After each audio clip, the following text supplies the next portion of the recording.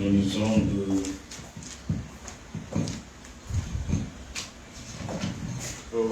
Voilà, nous allons lire de 1 à... de 13 à 18. 1 Samuel 13, 18.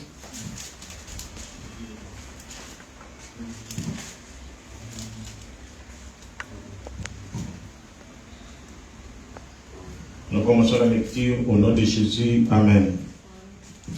Anne parlait dans son cœur et ne faisait que remuer les lèvres, mais on n'entendait point sa voix. Élie pensa qu'elle était ivre. Et il lui dit, jusqu'à quand seras-tu dans l'ivresse? Fais passer ton vin. Anne répondit, non, mon Seigneur, je suis une femme qui souffre en son cœur. Et je ne bis ni vin, ni boisson enivrante. Mais je répandais mon âme devant l'Éternel. Ne prends pas ta servante pour une femme pervertie, car c'est l'excès de ma douleur et de mon chagrin qui m'a fait parler jusqu'à présent. Élie reprit la parole et dit, va en paix, et que le Dieu d'Israël exauce la prière que tu lui as adressée. Elle dit, que ta servante trouve grâce à tes yeux. Et cette femme s'en alla, elle mangea, et son visage ne fut plus le même. Ils se levèrent de bon matin, et après avoir adoré l'Éternel, ils se retournèrent et revinrent dans leur maison à Rama. Prions. Dieu Tout-Puissant, notre Seigneur, nous t'adressons cette prière parce que nous avons foi que tu nous écoutes. Exauce-nous, Dieu des cieux, Seigneur. Parle-nous, Père, dans cette exhortation, pour que nous allons prier, nous abandonner à toi, entrer dans l'intimité avec toi aujourd'hui encore, Père. Accorde-nous cette opportunité dans le nom précieux de Jésus. Amen. Amen. Cet homme ici avait 2 femmes.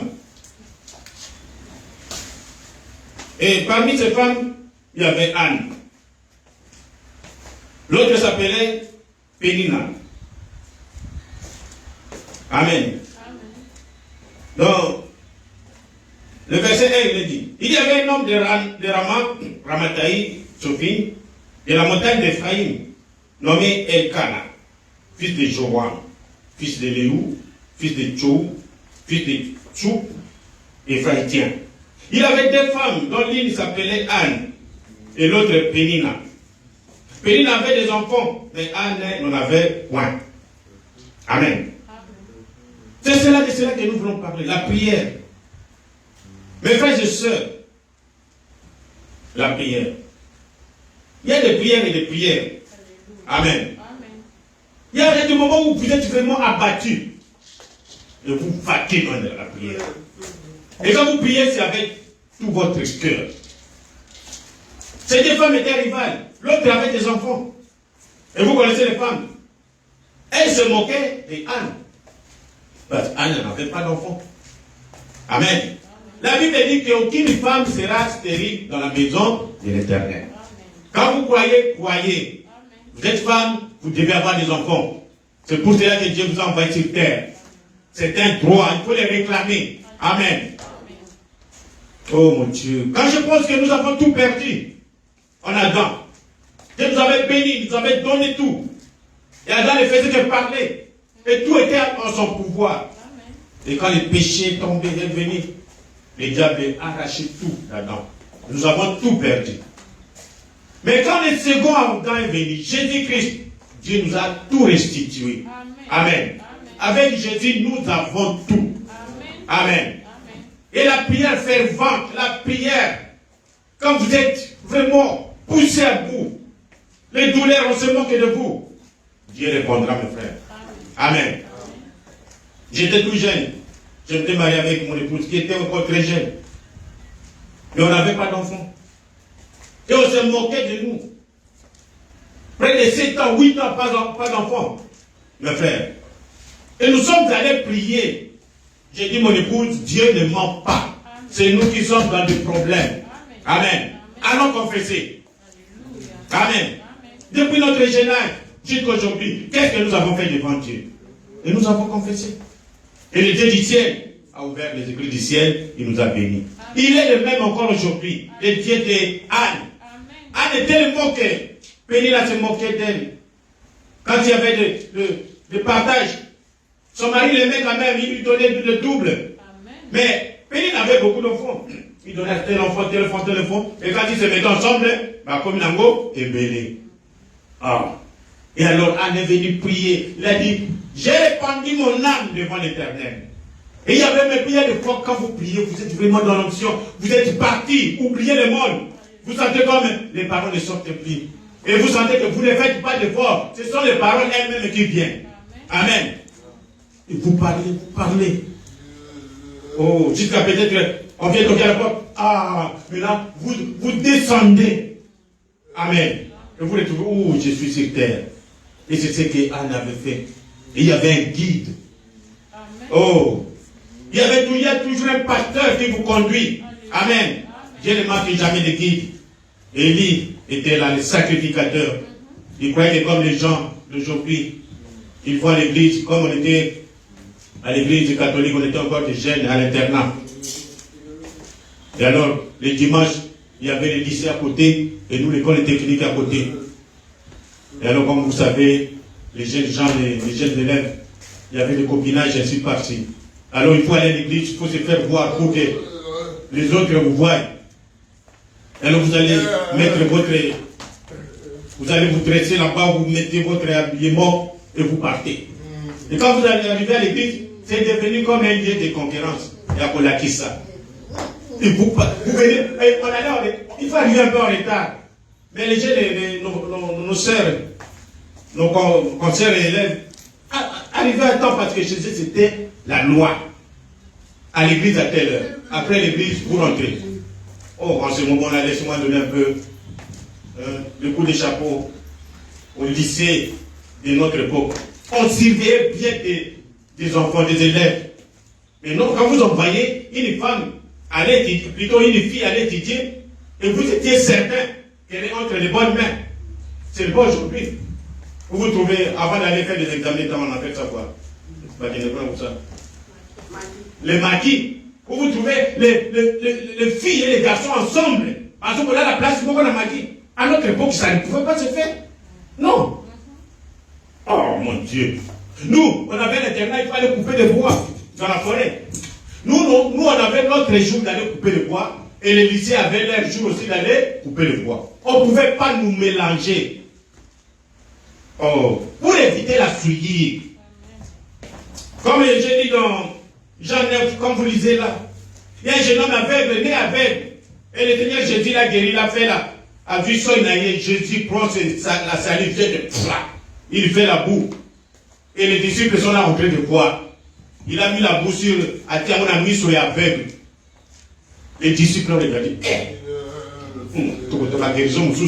Mais comme ils savaient que Jésus était leur maître.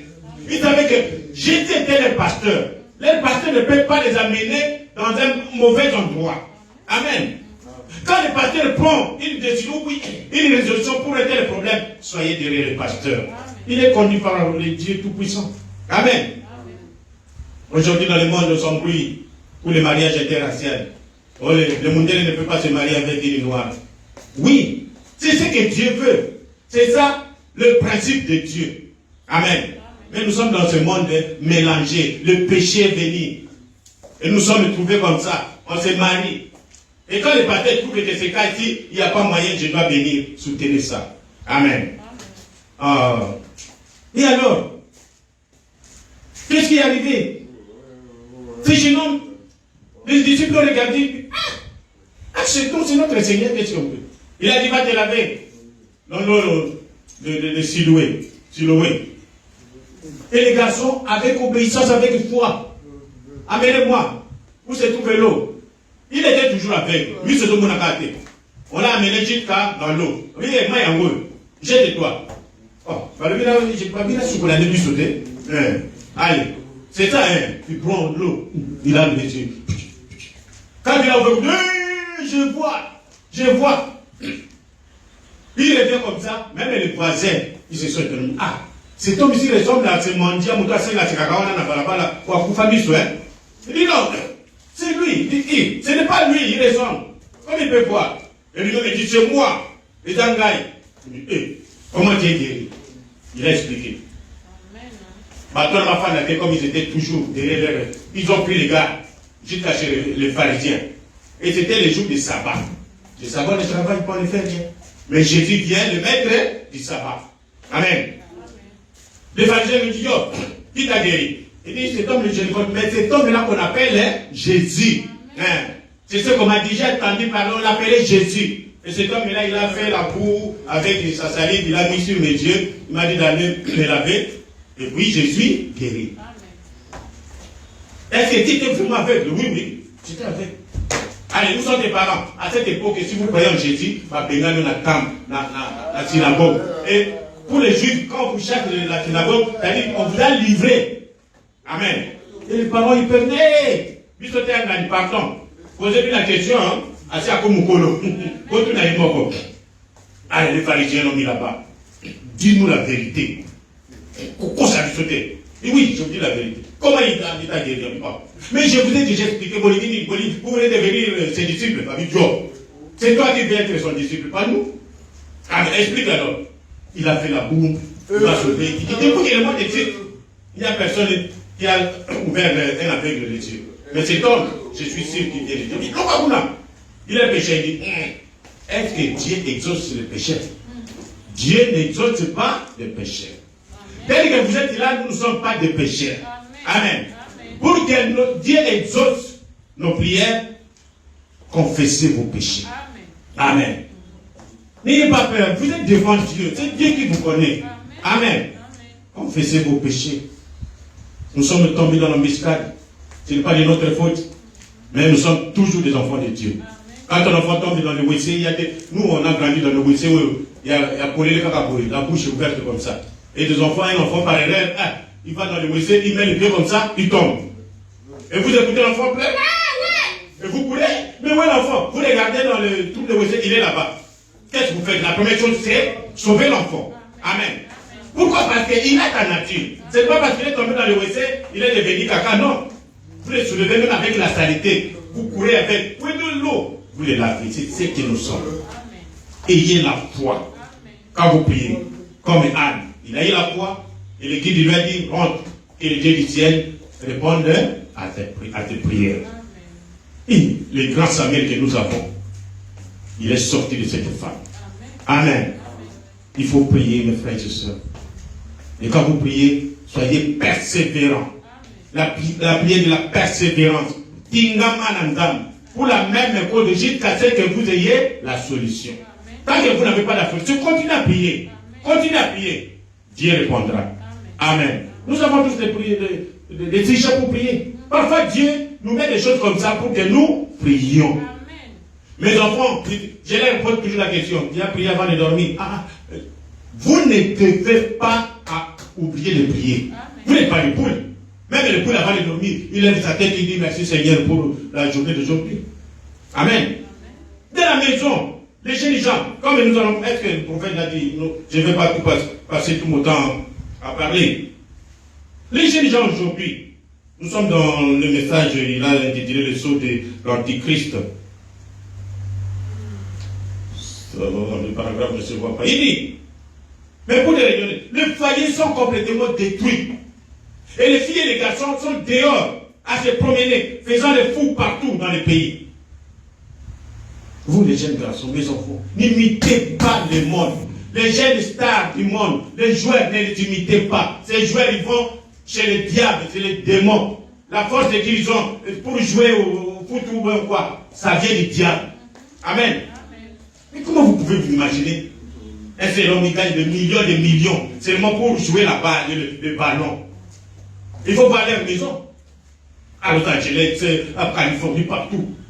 Des maisons de millions de dollars. Alors qu'il y a des gens qui meurent de faim. Il y a quelqu'un qui, dans ces histoires de Facebook, il dit l'enfant a posé la question à son papa. Il dit, papa, le football est là, c'est quoi?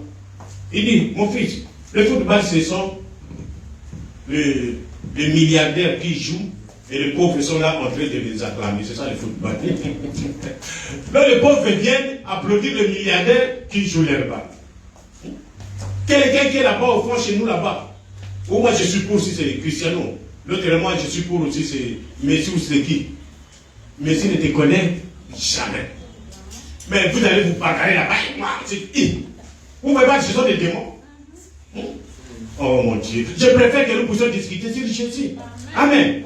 Mais restons toujours des frères, nous discutons. Ne me cachez pas tes sentiments. Dis ce que tu veux. Mais nous n'allons pas nous injurier. Nous sommes frères et sœurs. Ce sont seulement des petits points qui nous font la différence. Mais nous croyons tous en Jésus. Amen. Les enfants doivent prier à la maison. Il faut payer ça. Nous on dit à notre époque pour aller prier, frère. Ok. Je vais à l'hôtel. Ce n'est pas l'église. Il y avait des points. Vous avez sous un arbre. Vous avez votre coin. Vous allez prier. Amen. C'est ce dont nous avons besoin ce soir. C'est d'un hôtel familial à la maison. Un endroit où Dieu, où on lit la Bible et où on enseigne aux enfants la parole de Dieu vivant. Oui, monsieur. En cours, ça est là. Les traits en petite robe si serrée que l'apôtre semble à ami. Moi, mes enfants, tout ce que moi je vous dis, c'est la parole de Dieu. N'imitez pas le monde, vous portez des robes serrées. Même à la maison devant vos parents, vous devez avoir honte. Ne le faites pas. Amen. Soyez chrétiens. Nous ici, nous avons grandi dans la chrétienté. Qu'est-ce que ça fait? Rien. Je ne dis pas ceci pour plaisanter. Non. La prière change la mort à la vie. Amen. La prière a une grande efficacité. Les bombes, les B12 ou les B combien là des États-Unis, c'est rien par rapport à la prière qui est accompagnée avec la foi. Amen. Vous savez Dieu. Le monde ici suspendu, il y a des bombes partout. Il suffit de mort, c'est fini. Mais pourquoi Dieu retient encore ces bombes? À cause de nous. Amen. Nous, ces enfants, nous sommes encore là. C'est pourquoi Dieu retient. Ça a éclaté. C'est du droit d'Iran ici. Mais il fallait que, il suffit seulement, et les États-Unis avaient déjà commencé. Il suffit que la Russie puisse suivre et la guerre commence. Mais Dieu a retenu encore. Nous avons besoin de tout. Amen. Convertissez-vous. Changez vos cœurs. Croyons en Jésus. Vous les jeunes gens. Nous avons prié au Dieu, donne-nous des enfants. Et quand les enfants sont venus au Dieu, fait que les enfants croient. Alors croyez à la parole de Dieu. Amen. Maintenant, nous allons prendre le temps. On n'a pas le temps, surtout dans ce pays, pour prier. On est toujours fatigué. On a des travaux. Même les temps de travail que vous allez vous quitter la maison à 6h30. Vous revenez à la maison à 23h30. Et il faut dormir ici. Vous allez au lit peut-être à 1h, 2h. Et à 5h, vous devez encore vous réveiller. Dites-moi, chaque jour comme ça, derrière le travail, pour chercher l'argent. Et quand vous venez KO, comme j'ai toujours dit, s'il n'y a pas d'alarme.